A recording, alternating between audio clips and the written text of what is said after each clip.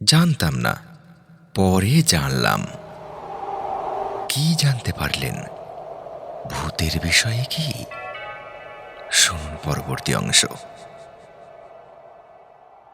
সামনের ডাক বাংলোর ম্যানেজার অনিরুদ্ধ আমাকে বললেন, যখন এসেছেন কদিন থেকে যান, দেখবেন জায়গাটা আপনার ভালো লাগবে। অনিরুদ্ধ ঠিকই বলেছেন। এখানকার সব কিছু ভালো লাগারই মতো, বিশেষ করে এই ডাক বাংলো। সন্ধে হলে সামনের পাহাড়টা কিরকম আশ্চর্য লাগতো। মনে হতো কোনো দুর্গম রহস্যের হাতছানি দিয়ে কে যেন ডাকে। সামনে অবারিত মাঠ, ওপরে নীল আকাশ, মুক্ত বিহঙ্গীর দল আপন মনে খেলা করে। ইজি চেয়ারে বসে আজকের সংবাদপত্রটা উল্টাচ্ছিলাম। এমন সময় পাশের ঘরের বিনয়বাবু এলেন এবং বিনা ভূমিকায় বললেন, শুনলাম আপনি নাকি বিহার থেকে এসেছেন। এই বিনয়বাবুকে একটু খেয়াল রাখবেন, এই ঘটনা ওনাকে নিয়েই। আমি বললাম, ঠিকই শুনেছেন। বিহারে কোথায় ছিলেন? ডাকুয়া কোথা? আশ্চর্য মশাই, আমিও তো ওখানে কয়েক বছর ছিলাম, মানে রেল জীবনের কাজের তাগিদে। তা জায়গাটা খুব ভালো, তবে বাঙালির সংখ্যা খুবই কম। হবে হয়তো, তবে আমি গিয়েছিলাম বেড়াতে নয়। সাধ করে কেউ ওই গ্রামে বেড়াতে যায় নাকি? গিয়েছিলাম ওখানকার আদিবাসীদের জীবনযাত্রার খবরাখবর নিতে। সরকারি কাজ করি কি না। তা এখানেও কি কাজে এসেছেন নাকি? না, এখানে এসেছি কয়েকদিন বিশ্রাম নেব বলে। হাসলেন বিনয়বাবু। তারপর সিগারেটের প্যাকেট থেকে একটা সিগারেট বার করে আমাকে দিলেন, নিজেও ধরালেন।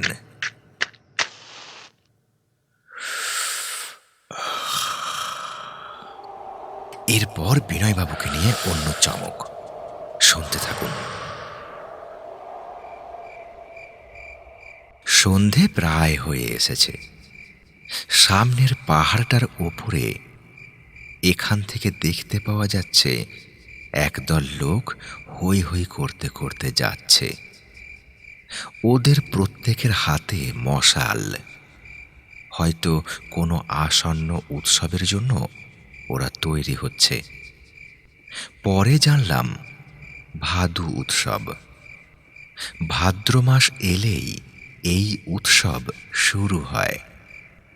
বিনয়বাবু যাবার আগে বললেন, চলুন না, আজ ওপারটা ঘুরে আসি।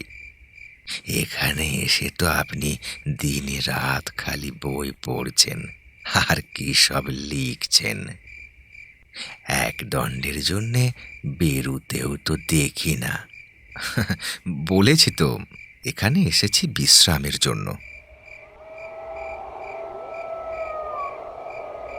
রাত তখন প্রায় 10টা হবে। রাতের খাবার খেয়ে নিয়ে নিজের ঘরে যাব। সেই সময় আবার বিনয়বাবুর সঙ্গে দেখা। তিনি বললেন, আপনি মশাই সত্যিকারের সুখী লোক। রাতের খাবার এর মধ্যে খেয়ে নিলেন।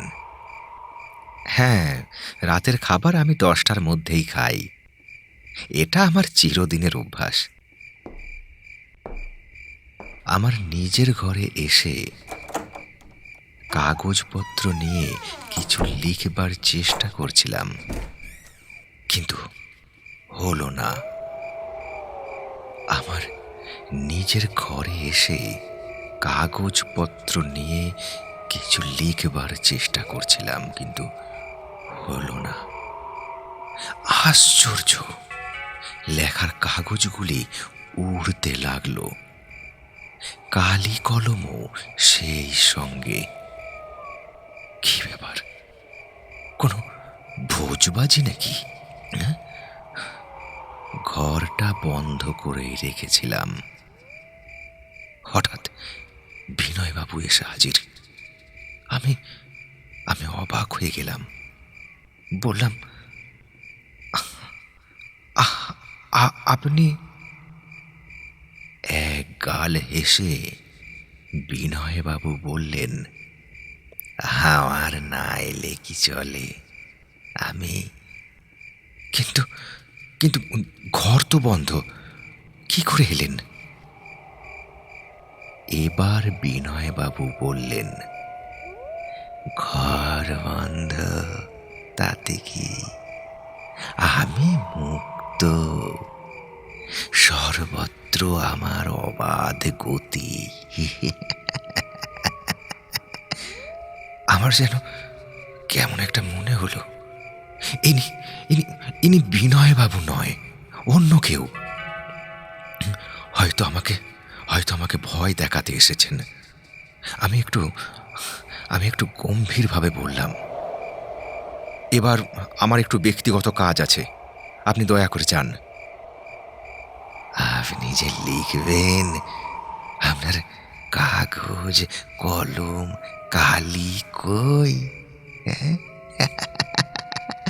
হাওয়ায় উড়ে গেছে, হাওয়ায় উড়ে গেছে। যাকে।" এই বলে চোখের সামনে কাগজ, কলম, কালি দিয়ে বললেন, "এই নিন।" আমার তখন সত্যি সত্যি ভয় ভয় করছিল। বিনয়বাবু বললেন, "চলে আর দেখা হবে না।" আমি বিনয়বাবুকে ধরতে গেলাম। আশ্চর্য! কোথায় বিনয়বাবু? তার পরিবর্তে তার পরিবর্তে তাঁর পরনের জামা কাপড় পড়ে আছে মাটির ওপর। তারপর তারপর কি হলো আমার আর মনে নেই।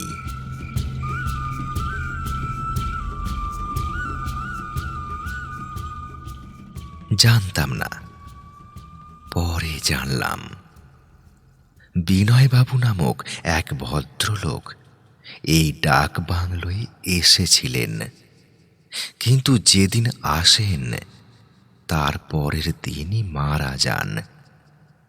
ওই ঘরটা সেদিন থেকেই বন্ধ ছিল।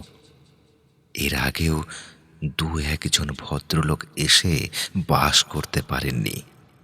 বাংলোর ম্যানেজার অনিরুদ্ধবাবু তাঁর ব্যবসার জন্য এ কথা কাউকে বলতেন না, কিন্তু ঘরটা বন্ধ করতে বাধ্য হন। অনিরুদ্ধবাবু বললেন, "বিনয়বাবু নিজেও একজন অধ্যাপক ছিলেন। তিনি কিন্তু কারো ক্ষতি করেন না। কেন জানি না, আপনাকে তার ভালো লেগেছিল, তাই তিনি আপনার সঙ্গে আলাপ করেছিলেন। এ কি, আপনি চললেন কোথায়? আর কোথায়? ফিরে চল আপন ঘর, এখানকার কাজ আমার ফুরিয়েছে।" অনিরুদ্ধবাবু বললেন, "আবার এদিকে এলে আসবেন।" "হ্যাঁ, আসব।" এ কথা বলা ছাড়া আমার আর উপায় ছিল না। এরকমই গল্প আরও শুনতে চাইলে চ্যানেলটি এক্ষুনি সাবস্ক্রাইব করুন এবং গল্পটি কেমন লাগলো কমেন্ট বক্সে অবশ্যই কমেন্ট করে জানান। ধন্যবাদ। আজ আপনাদের জন্য একটি ভূতের গল্প, ডাক বাংলোর হাতছানি, কলমে সুনীল গঙ্গোপাধ্যায়। গল্পের সূত্রধর ও অন্যান্য সমস্ত চরিত্রে আমি সতীশ।